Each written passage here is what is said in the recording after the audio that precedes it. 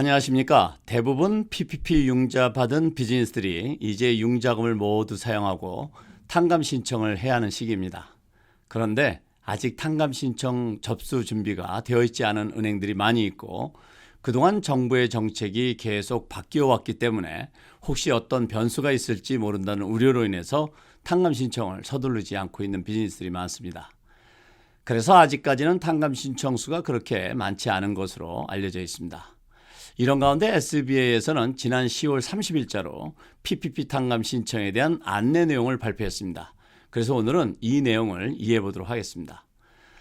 이미 아시는 것처럼 PPP 융자를 받은 후 8주 또는 24주 동안 SBA에서 발표한 탕감 기준에 맞춰서 페이롤 코스트와 렌트 유틸리티 등 넌 페이롤 코스트로 지출이 되었다면 탕감받을 수 있습니다. PPP 탕감은 PPP 융자 탕감 기간 내에만 확정되면 됩니다. 그러나 PPP 융자 후 24주가 끝난 날로부터 10개월 내에 탕감 신청을 하지 않으면 융자금 납부를 시작하셔야 합니다. SBA에서는 이번 발표를 통해서 탕감 신청 절차와 필요한 자료를 발표했는데요. 제일 먼저 해야 할 일은 PPP 융자 신청서 결정입니다. 세 종류가 있는데요. 이 중에 해당되는 양식을 결정하고 은행에 연락해서 은행에서 요구하는 특별한 서류가 있는지를 파악해 두시는 것이 중요하겠습니다. 두 번째는 PPP 탕감 신청서에 필요한 자료 준비입니다. SBA에서는 다음의 자료를 요구하고 있는데요. 먼저 페이롤 비용의 경우에는 우선 페이롤 자료는 탕감 기간 내에 발생한 것이어야 합니다. 탕감 기간은 PPP 융자 받은 날 또는 PPP 융자 받은 날로부터 첫 페이롤 지급한 날 중 선택해서 계산하시면 됩니다. 이 기간이 결정되면 이 탕감 기간 내에 발생한 비용에 대한 자료로 첫째, 뱅크 스테이먼트 또는 페이롤 체크 라이팅 서비스를 받는 경우에는 페이롤 체크 라이팅 서비스 컴퍼니에서 제공하는 페이롤 리포트를 준비하시면 되겠습니다. 이 리포트에는 페이롤 지급한 내역이 자세히 들어있는 리포트여야만 합니다. 두 번째는 텍스 폼으로서 연방정부와 주정부의 페이롤 지급 내역을 보고하는 페이롤 텍스 리턴 4번을 준비하셔야 합니다. 연방정부의 경우에는 941 폼 4번이면 되겠고 각 주정부에 보고한 페이롤 텍스 리턴 4번을 준비하시는데 탕감 기간이 완전히 커버되는 기간의 4번을 준비하셔야 합니다. 세 번째로는 페이먼트 리시트, 캔슬 책 4번을 준비하셔야 합니다. 캔슬 책이라는 것은 페이롤을 지급한 수표가 은행에서 클리어된 수표를 말하는 것입니다. 어떤 분들은 이것을 void 체크와 혼돈하시는데 취소된 것이 아니라 은행에서 결제를 마친 후 클리어된 수표를 의미하는 것입니다. 그리고 이 자료에는 Retirement Plan Payment 그리고 건강보험 페이먼트와 관련된 스테이먼트도 챙기시는 것이 필요하겠습니다. 이번에는 Non-Payroll Cost와 관련된 준비사항을 점검해 보겠습니다. 이 Non-Payroll Cost의 중요한 점은 2020년 2월 15일 이전에 존재했던 비즈니스 또는 의무에 대해서 탕감 기간에 지출한 비용이어야 한다는 것입니다.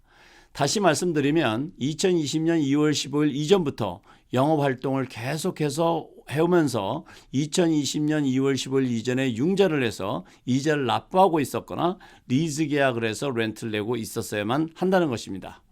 조건이 맞았다면 첫째, 비즈니스 몰게지 인트레스트 페이먼트의 경우에는 렌더 아몰타이제이션 스케줄 4번 그러니까 이것은 몰게지 융자금의 잔액과 월 페이먼트 금액 중에 원금과 이자가 어떻게 구분이 되고 매월 페이먼트 이후의 잔액의 변화를 보여주는 일종의 계산표입니다. 그리고 이제 두 번째는 렌트 페이먼트에 대한 것으로 리즈 계약서와 영수증 또는 렌트 페이한 캔슬 책 4번을 준비하셔야 합니다. 세 번째는 유틸리티에 관한 자료로 인보이스와 영수증 또는 캔슬 책 4번을 준비하셔야 합니다. 이런 자료가 준비가 되었다면 그 다음 세 번째는 PPP 탕감 신청서를 제출하셔야 합니다. PPP 탕감 신청서와 함께 앞서 말씀드렸던 페이롤 코스트와 넌 페이롤 코스트의 자료를 함께 잘 정리해서 융자 받았던 은행에 제출하시면 되겠습니다. 이때 SBA에서 요구하는 서류 이외에 은행에서 별도의 신청서 또는 추가 자료를 요청했다면 그 해당 자료도 함께 제출해야 합니다.